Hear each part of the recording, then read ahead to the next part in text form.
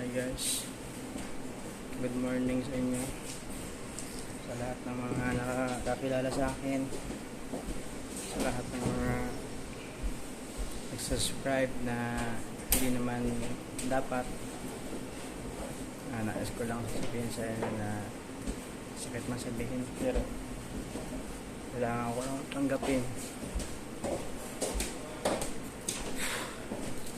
Wala na po yung channel ko guys, yung Elvin Cubs ko.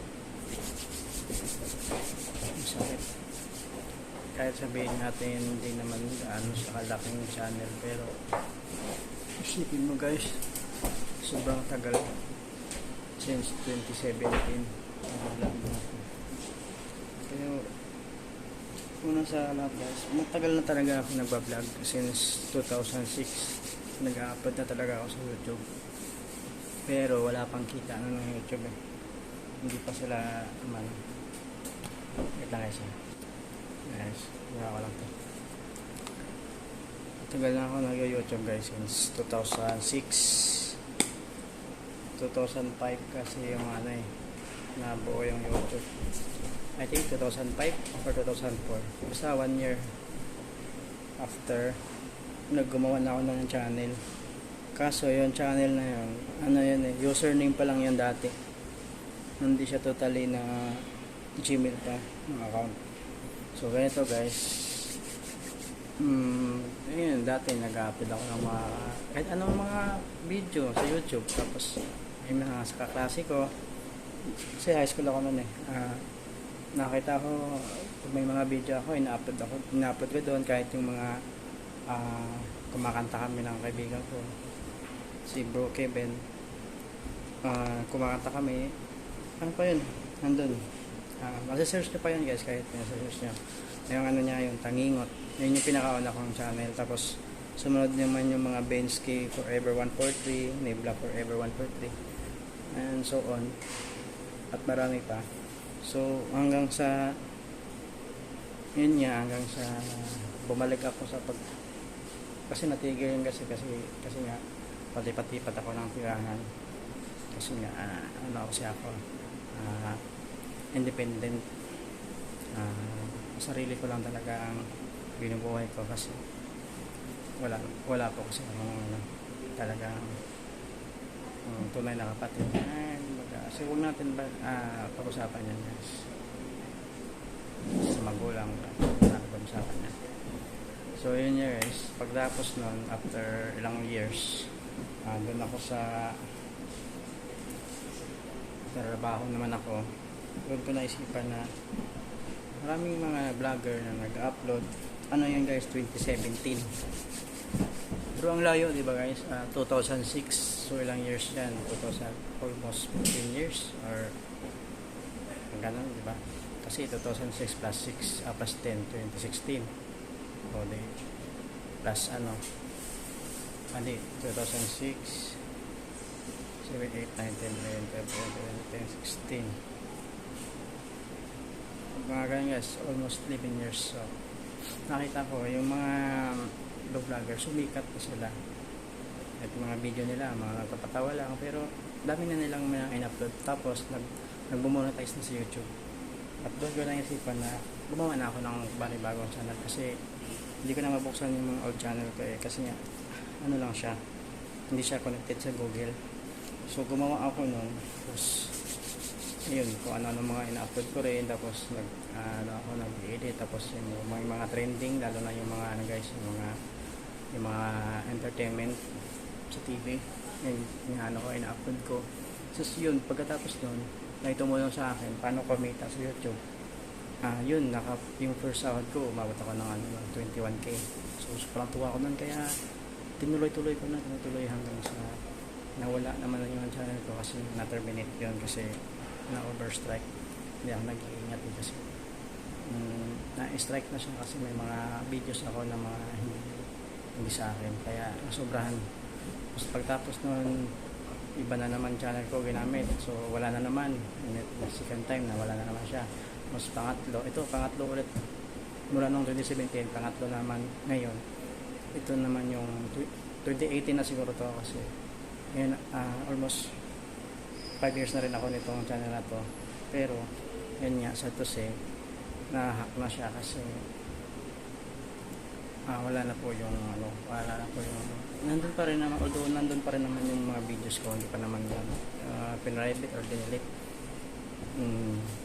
Nandun pa rin naman, kaso nga lang hindi ko na mabuksan yung email ko.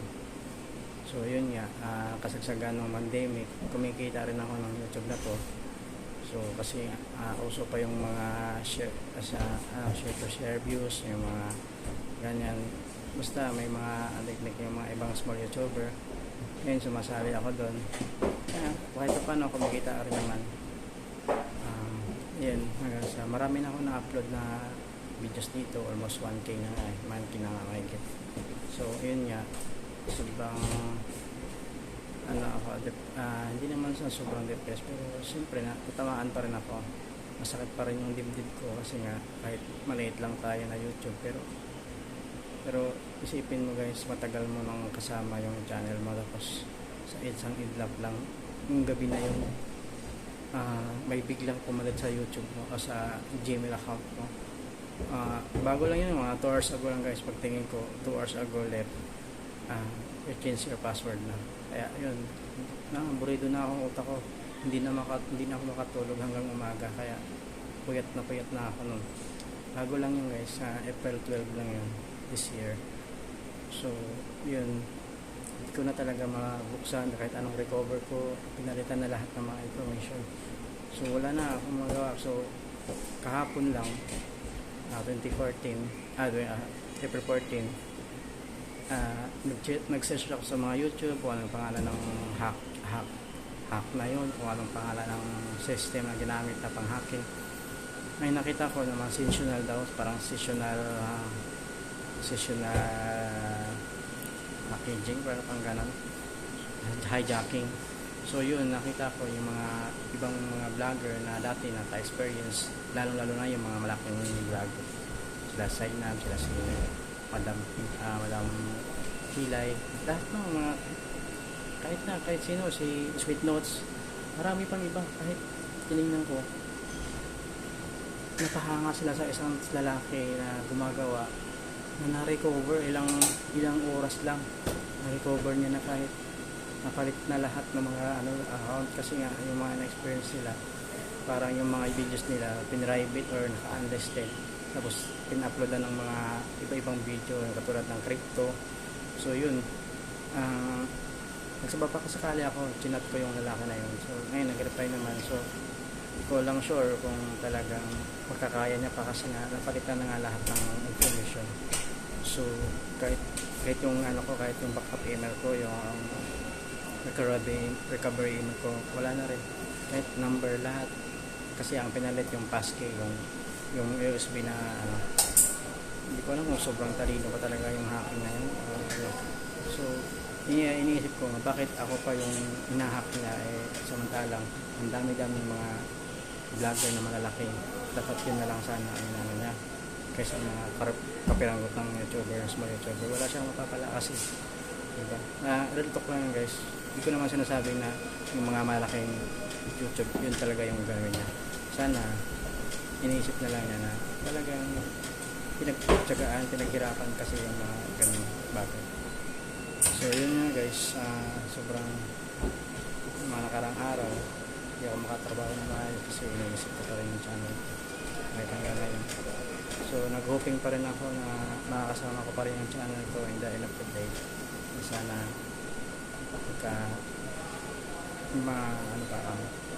mabuksan ko pa siya. So looking forward sa gagawa. Shout out ko pala si ang pangalan niya, sila ano ba yan, nakalimutan ko ang pangalan niya.